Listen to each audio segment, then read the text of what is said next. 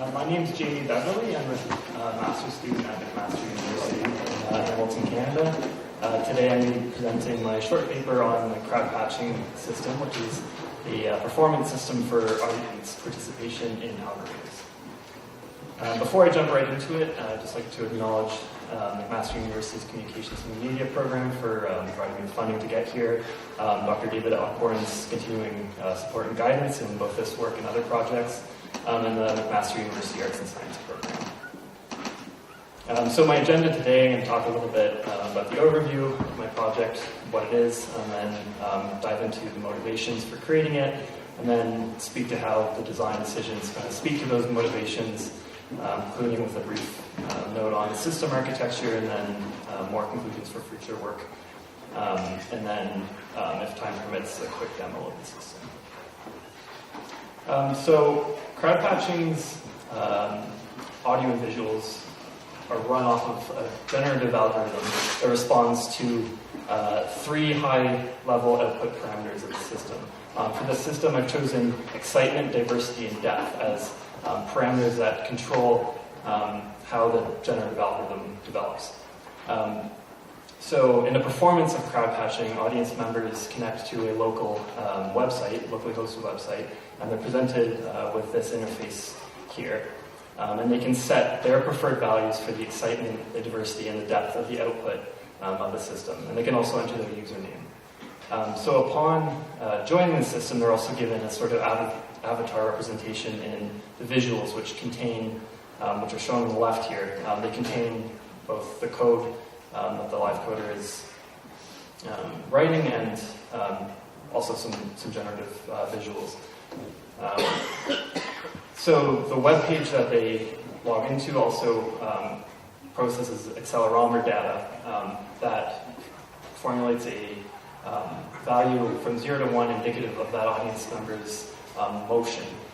And then those motion values are combined in a way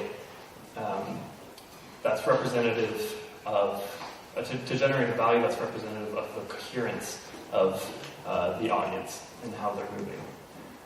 And then the degree to which the live coder can control these three output parameters of the system, the excitement, the diversity, and the depth, is directly related to how coherent the audience is. So if you have an audience that's registering a coherence value of 75%, then the performer only has 25% control over these output parameters.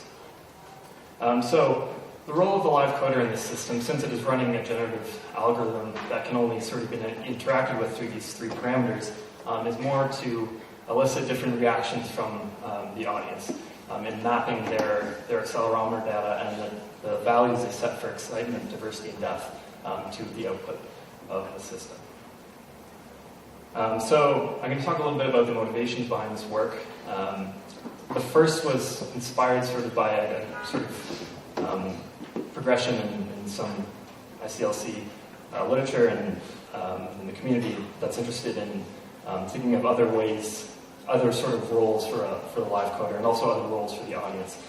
So last year we, for those of us at ICLC, Lee and Essel's work, Crowd in the Cloud, where audience members would compose a sort of melody or jingle on their phone, and the role of the live coder was to live change that interface. In OFCZ's Guide Our Glance piece, the audience was responsible for voting on when the performers would initiate eye contact, which would often result in a sort of change in the direction of the piece. And then I'm also deriving from previous work that's sort of started to see how web audio can be used to disperse audio across the track. Another key motivation of this work was this quote from Freeman in 2015 that reads, "Large audience participatory works cannot promise instant gratification, giving each person a critical role, with no degree of experience, skill, or talent in creating a unified result which satisfies everyone." So this quote sort of gets at a common challenge in audience participatory pieces where you're sort of weighing the coherence of the musical results against sort of the agency that audience members have in their participation. And it's also posed as sort of a challenge, like someone sort of go do this, so I was intrigued by that as well. So now I'm going to talk a bit about how the design of my system sort of speaks to those motivations. And the first super influential design method that shaped this work was Hunt and Wanderley's three-layer mapping strategy, which was presented at 9 back in 2002. In the three-layer mapping strategy, Hunt and Wanderley call for a more complex mapping strategy to map parameters of synthesis engines. So instead of taking a low-level input, such as one audience member's accelerometer data, and mapping it to, say, the filter frequency of some synthesizer, Hunt and Wanderley call for more intermediary steps in mapping. So in layer 1 mapping, you're taking multiple low-level inputs from sensors and mapping them towards one or many more semantic input meanings. So things like brightness and energy are derived from mapping various low-level sensors. And then similarly on the layer 3 side, we're conceiving of semantic output definitions and mapping them in one-to-many relationships to many output parameters of the system. And then the layer 2 mapping kind of connects those two layers, taking the semantic input layers and connecting them with the semantic output layers. So in CrowdPatching, it looks sort of like this. Our semantic inputs are the motion of audience members and the coherence of audience members. And the semantic output layers are the excitement, the diversity, and the depth of the audio and visuals. And then the role of the live coder in this situation is to live code those mappings from layer 1 to layer 3. So that layer 2 mapping is what the performer is primarily concerned with. So a part of this work has been going into designing sort of a language for, not so much a language, but a library for facilitating that. And a key design idea was to make that mapping very explicit to the audience so that they could see, oh, my data for this is going to be mapped to this part of the system. And since they ultimately control that data, they can respond to how the live coder is mapping their data. So in this little example here, I have this code example where it says crowdpatching.connectUser. So it's connecting the user who has set their username to Bob, setting their audience parameter, their motion, and connecting it to the excitement output of the generative algorithm. So Bob in the audience might see this somewhat verbose, explicit line of code and say, I don't want the excitement of this generative algorithm to be more exciting. Instead, I want to tone it down, so I'm going to stop moving. I'm going to reduce my motion. So the sort of idea behind this, I was inspired partly by sort of talking in live coding about the act of screen sharing being sort of fostering of a place of public reasoning where the audience is invited to understand their decisions as a musician, but also by building in sort of an audience participatory element where they're able to directly affect the output of the system, giving them sort of an opportunity to respond to your decisions and deviate from them or act in agreement with them. So the visuals of the system I've programmed in Unity, and as I said, when you join the system, you get an avatar sort of representation in the game world. And that's not just, that's sort of symbolically placing you on the stage as well. So as audience members are sort of contributing a piece, they are sort of co-performers in a sense. They sort of deserve a space on the screen. But also their representation in the game world has direct impact on the audio and visuals as well. So these sort of round sound wave objects are generated after every synth that's triggered by SuperCollider. And if any of these objects collide with an audience member in the game world, that member's current parameters for the excitement, diversity, and depth are more represented in the overall algorithm. So their presence on stage also contributes something very, very directly to the sonic visual outputs. So the system architecture of CrowdPatching looks sort of like this. I've got a node application running a web server to serve the website that audience members connect to. It's communicating over WebSockets to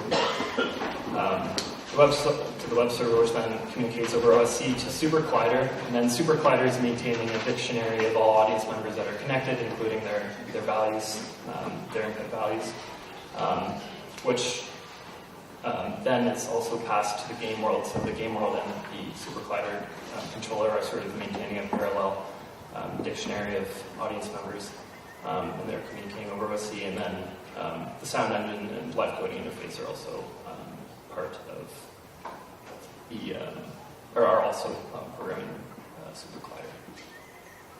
SuperCollider. So the work has only been demonstrated once with a audience of about 20, and I think that the work contributes something in that it continues sort of in that tradition of imagining new, not tradition, but that sort of new interest in imagining new roles for the live coder, new ways that they can interact, expect more from an audience or expect less from an audience. But there are trade-offs. So I was trying to address that sort of balance between having something that's sort of aesthetically appealing and musically coherent while still giving audience members potential for complete control over the system. And the trade-offs of that to live coding, where we sort of celebrate the potential for things to blow up or for improvisation. So because I'm using a generative algorithm that responds only to 3 output parameters, I've already sort of limited the set of what possible things can happen. So that's sort of a trade-off in giving audience members more potential agency to control the system over this sort of spontaneity of the system. In future work, I'm interested in continuing the exploration of distributed sound over audience devices. So my algorithm performance this Friday will experiment with that using Tidal to trigger sounds on audience devices. I'm also interested in exploring the capabilities of phones as input devices. So I think a bit of a limitation of the work right now is how accelerometer data is used to generate values of motion and coherence. Accelerometer data is kind of difficult to use to get a sense of more natural sort of interactions that one might expect from someone in a dance setting. So you could imagine perhaps gestural recognition of certain dance moves or something, and that would be sort of more interesting. In future work, my master's major research project will look at engaging an audience in the training of a neural network using their devices as both computational resources and output for audiovisuals. So with that concluded, I'd like to give a brief demo of the system so you can have a better idea of what it looks like.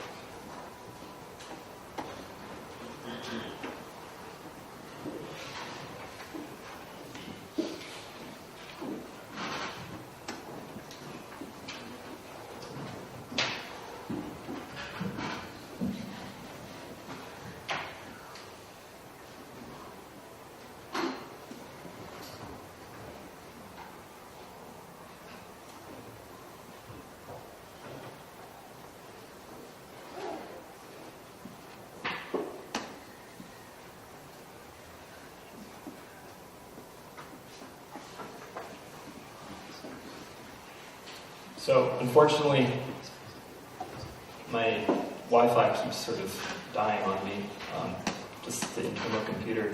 I have to restart it for it to start working, and of course it's happened since I started performing. So I won't be able to serve the website to the audience, but I can show you locally here.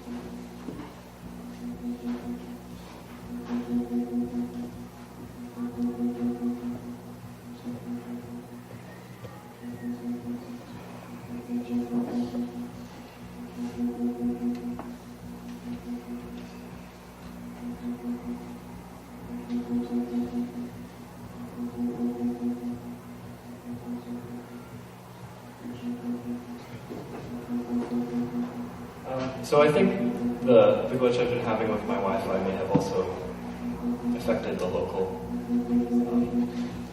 sort of networking. So I'm not sure it's going to be able to continue.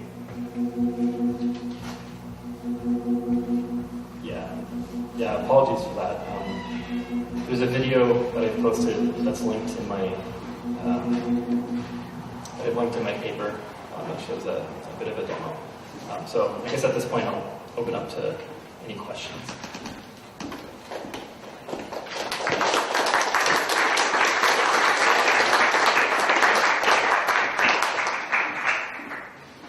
Yeah. I guess quite a few questions, but I think starting with the audience, I kind of didn't get a sense of definition of what was kind of going on inside the system and what the role of live coding was and what the role of the audience was. Maybe you could talk a bit about what your sort of framework is for the audience, because it sounds like you're sort of treating them very generically. I don't understand what the context is, what the sort of motivation is, and what is sort of behind what's about. Right. So yeah, I can explain that a little better. So their phones are producing values for their motion, which is sort of a calculation of how their accelerometer data has been over the past few seconds. So in the context of an algorithm, I had originally imagined this as some sort of indication of how much they're dancing, how much they're sort of responding to the music. So those motion values are passed to a server where I get sort of I average over the audience what their entire sort of, what their average motion is, and then when I'm live coding, I have access to those parameters, and I can take the audience's motion and connect it to the excitement of the outputs. So Can I stop you for a second? I think you're kind of misunderstanding the question. Okay. What is your background in engineering or design? Arts and science, so I studied a bit of computer science and a bit of humanities. Wait, have you worked with choreographers or designers? No.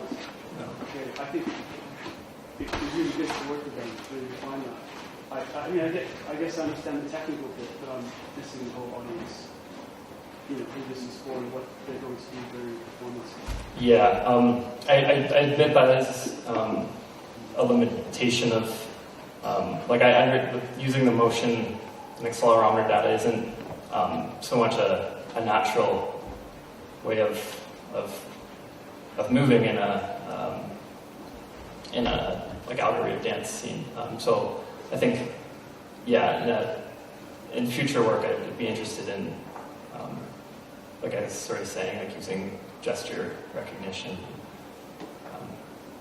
more interesting sort of inputs.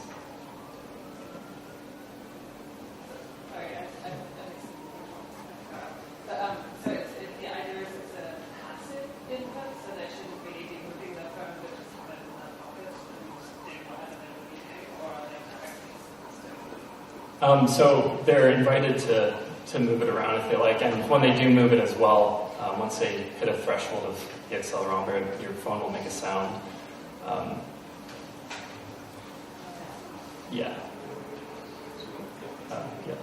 First of all, thanks for the talk, and thanks for mentioning the multi-layered mapping strategies from your source. I think that's an interesting paradigm for live coders to think about. I think they do, but use different language maybe. Just to pick up on what's been talked about here. This is, I think, you highlighted kind of the engagement for the live coder, but as people are pointing out here, there's also the engagement of the audience, and I think that's what they're asking, right? Is how can you help the audience understand that they're actually engaging on a different level? For instance, are you limited to accelerometer data? Could you bring in another series of set of controllers that communicate with OSC, and so you're asking, you're putting something in the hands of the audience, and they're asked to think a little bit more about what they're doing as part of the role. Or could you imagine a situation where you might, you just said you think you would invite them to do stuff, but could you imagine a situation where you might actually give them some instructions? Yeah. How they might use their system, their accelerometer, or whatever device they're going to have. Yeah, certainly. I guess, continue with the sort of gesture recognition. There's sort of, I mean, you can think of a few sort of gestures that are typical to performances, like sort of waving and you could, as a performer, you could encourage an audience to do that. You could do clapping, people sort of clapping with their phone as well. That was in the system at one point. Yeah, so it's certainly interested in expanding how. Just a small technical question there. Is the accelerometer data collected by an app that they download and install, or is it just through the browser? It's just through the browser, yeah. Because if you had an app, then you could start to have these kinds of interactions. Yeah. You know, oh, look at me, I'm shaking my phone and it means something special, so maybe I don't have to be near the locus of whatever that, with that thing that moves around the game space, and have a particular audience member that they could just call attention themselves now. Yeah, I should have mentioned too, I meant to, when you move your phone in a certain direction as well, your avatar on the screen also navigates the game space as well in the direction in which. Yeah, the back. Oh. We have already only 10 minutes for the break, so we can just Thank you.